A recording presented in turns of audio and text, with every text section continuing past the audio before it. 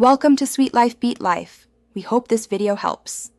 You start now, put the Ecosport in accessory or on so the sync/infotainment is awake and make it discoverable.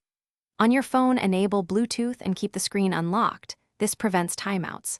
Once done, close or disable other nearby Bluetooth devices. Interference causes failed searches. On the vehicle display, open Bluetooth or phone menu to begin device discovery.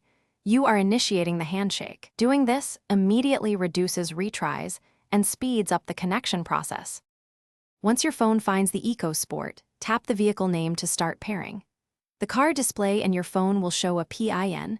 Confirm they match because this prevents connecting to the wrong device. If required, type the digits on your phone or the car keypad, then accept on both sides. After pairing, grant permissions for contacts and media so calls and music work. For Android, allow location if prompted. For iPhone, approve contacts and favorites. This ensures full phone functionality with the car. Finish the job by making the Ecosport your primary or auto-connect device in both car and phone settings. Then test. Place an outgoing call and play a song to verify microphone, steering controls, and audio routing.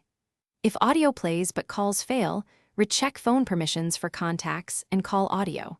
If the connection still fails, restart your phone and the car infotainment system. Then remove the device entry and pair again.